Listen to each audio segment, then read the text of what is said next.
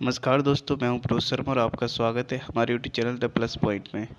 तो दोस्तों, आज की वीडियो में हम आपको बताने वाले हैं कि न्यूटन के नियम क्या होता है, इसे प्रतिपादित किसने किया और ये कितने प्रकार के होते हैं। ये सब जानकारी इस वीडियो में मिलेगी। दोस्तों, यदि आपने हमारे चैनल को सब्सक्राइब नहीं किया तो सब्सक्राइब कर लें और वीडियो को लाइक नहीं किया तो प्लीज़ लाइक कर लें।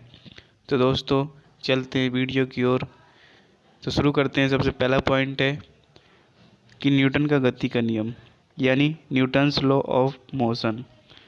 तो दोस्तों, भौतिकी के पिता न्यूटन ने सन 1687 यानी 1687 ई में अपनी पुस्तक प्रिंसिपिया में सबसे पहले गति के नियमों को प्रतिपादित किया था। ठीक है, किसने किया था? न्यूटन ने। उनकी किताब का नाम क्या था? प्रिंसिपिया। वो कौन सी सन में किया था? 1687 में। ठीक है, इतनी बात याद रखना। फिर दोस्तों, न्यूटन के प्रथम नियम। तो न्यूटन का प्रथम नियम जो है वो किस प्रकार से है, देखते हैं। यदि कोई वस्तु विरामावस्था में है, ठीक है, यदि कोई वस्तु विरामावस्था में है तो वह विराम अवस्था में रहेगी। ठीक है, या कोई वस्तु एक समान चाल से सीधी रेखा में चल रही है तो वह वैसी ही चलती रहेगी जब तक कि उस पर कोई बाह्य बल लगाकर उसकी वर्तमान अवस्था में परिवर्तन न किया जाए।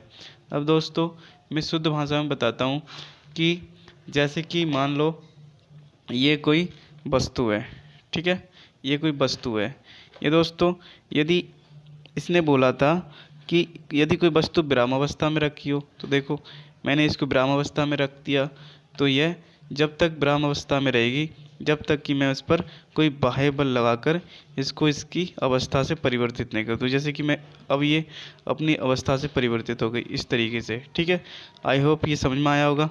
अब देखते हैं थोड़ा आगे क्या है कि प्रथम नियम को गैलीलियो का नियम या जड़त्व का नियम भी कहते हैं। ठीक है, प्रथम नियम को गैलीलियो का नियम या जड़त्व का नियम भी कहते हैं। फिर उसके बाद में बाह्य बल के अभाव में किसी वस्तु की अपनी विरामावस्था या समान गति की अवस्था को बनाए रखने की प्रवृत्ति को जड़त्व कहते हैं। ठीक है, बाह्य अवस्था यानी दोस्तों एक बार, बाह्य बल के अभाव में किसी, ठीक है, वस्तु की अपनी विरामावस्था या समय या समान गति की अवस्था को बनाए रखने की प्रवृत्ति को जड़त्व कहते हैं।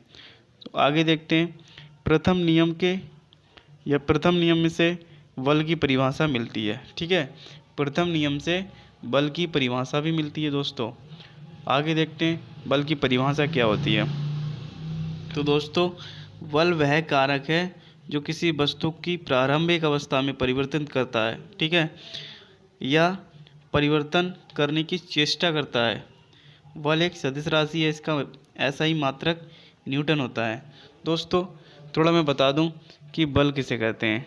जैसे कि ये रखा है, ठीक है, तो इसने बोला था, ये रखा है, देखो दोस्तों, इसने बोला था कि बल क्या है? बल वह कारक है जो किसी वस्तु की प्रारंभिक अवस्था में परिवर्तन करता है। जैसे कि मैंने यहाँ से बल लगाया, अब ये क्या हुआ, ये थोड़ा अपनी स्थिति से दूसरी स्थिति पर आ गया, यानी अपने स्थान से दूसरा स्थान। तो इसको मैंने यहाँ से यहाँ तक जो बल दिया, यानी यहाँ से यहाँ तक मेरा जो द्वारा का कोई कार्य किया गया, तो इसी को क्या कहेंगे?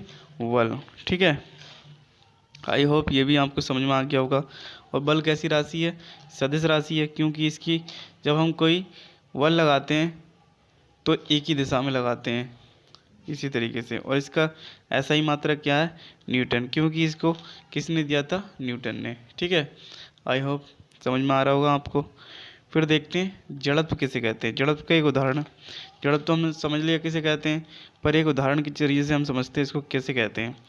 तो जड़त्व के कुछ उदाहरण, सबसे पहला जो उदाहरण है वो कह रहा है, पहला उदाहरण जो है वो है ठहरी हुई मोटर या रेलगाड़ी के अचानक चल पड़ने पर उसमें बैठे यात्री पीछे की ओर झुक जाते हैं। ऐसा क्यों होता है?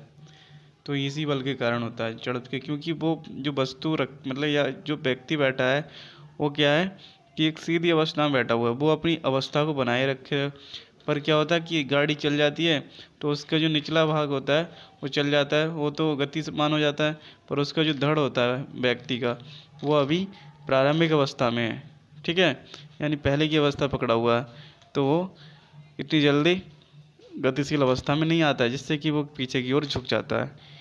फिर संवेग किसे कहते हैं, यानी मोमेंटम किसे कहते हैं? तो दोस्तों किसी वस्तु के द्रव्यमान तथा वेग के गुणनफल को उस वस्तु का संवेग कहते हैं, अर्थात संवेग इज इक्वल टू वेग इंटू द्रव्यमान।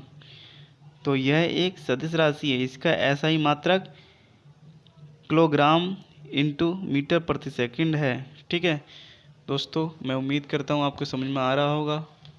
फिर दोस्तों आगे देखते हैं कि न्यूटन का द्वितीय नियम क्या होता है, यानी Newton second law of motion. किसी वस्तु के संवेग में परिवर्तन की दर, ठीक है, संवेग में परिवर्तन की दर उस वस्तु पर आरोपित बल के अनुक्रमानुपाती होता है। वह संवेग परिवर्तन बल की दिशा में होता है। अब यदि आरोपित बल F बल की दिशा में उत्पन्न त्वरण, ठीक है, उत्पन्न त्वरण A एवं वस्तु का द्रव्यमान m हो, तो न्यूटन की गति के दूसरे नियम में F is equal to ma, अर्थात न्यूटन के दूसरे नियम से वस्तु का व्यंजक या बल का व्यंजक प्राप्त होता है, ठीक है। प्रथम नियम दूसरे नियम का ही एक अंग है, ठीक है दोस्तों। इसके बाद हम देखते हैं कि न्यूटन का तीसरा नियम किसे कहते हैं। तो दोस्तों न्यूटन्स का तीसरा नियम, न्यूटन्स थर्ड लॉ क्या है? प्रत्येक क्रिया के बराबर परंतु विपरीत क्रिया में प्रतिक्रिया होती है, ठीक है। यहाँ से यहाँ तक की बात याद रखना, प्रत्येक क्रिया के बराबर परंतु विपरीत दिशा में प्रतिक्रिया होती है। जैसे कि दोस्तों क्या होता है कि अध्यापक जब स्टूडेंट के थप्पड़ मारता है, मान लो अध्यापक किसी स्टूडेंट के थप्पड़ मार रहा है, तो क्या होगा, जैसे ही अध्यापक उस स्टूडेंट के थप्पड़ मारेगा तो क्या हुई, क्रिया, ठीक है। पर थप्पड़ जब पड़ता है तो गाल से एक प्रतिक्रिया होती है, जिससे कि उसके अध्यापक के हाथ में भी थोड़ा ऐसा लगता है जैसे कि चोट लगी है, तो उसी को हम क्या बोलते हैं, प्रतिक्रिया, ठीक है। फिर दोस्तों क्या बोल रहा है ये, इसके उदाहरण भी दे रखे हैं कि बंदूक से गोली चलाने पर चलाने वाले को पीछे की ओर धक्का महसूस होता है, ठीक है। फिर उसके बाद नाव में या नाव से किनारे पर कूदने पर नाव को पीछे की ओर हट जाना है। सॉरी दोस्त, दोबारा पढ़ते हैं इसको। नाव से किनारे पर कूदने पर नाव के पीछे की ओर हट जाना। दोस्तों नाव से जब हम कूदते हैं तो एक क्रिया होती है, पर वो उस क्रिया के द्वारा जो बल लगता है उसके द्वारा क्या होता है, नाव पीछे की ओर प्रतिक्रिया करती है, ठीक है। फिर क्या होता है, तीसरा नियम जो तीसरा उदाहरण जो है, रॉकेट को उड़ाने में जो होता है धुआं जो होता है वो प्रतिक्रिया का काम करता है, और रॉकेट जो ऊपर को जाता है वो क्या होता है, क्रिया होती है, ठीक है। फिर दोस्तों एक बहुत ज़्यादा इम्पोर्टेंट टॉपिक है संवेग संरक्षण का सिद्धांत। तो इसको देखते हैं। यदि कणों के किसी समूह या निकाय पर कोई बाह्य बल नहीं लग रहा हो, ठीक है, कोई बाह्य बल नहीं लग रहा हो, तो उस निकाय का कुल संवेग नियत रहता है, अर्थात टक्कर के पहले और बाद का संवेग बराबर होता है। दोस्तों आई होप आपको यहाँ तक समझ में आया होगा। दोस्तों मैं उम्मीद करता हूँ कि आपको वीडियो बहुत अच्छी लगी होगी। यदि वीडियो अच्छी लगी हो तो इसे लाइक, शेयर और कमेंट जरूर करिएगा, और यदि आपने हमारे चैनल को सब्सक्राइब नहीं किया तो प्लीज़ सब्सक्राइब कर लें। दोस्तों मिलते हैं ऐसे ही अगली वीडियो में, जब तक के लिए जय हिंद, वंदे मातरम।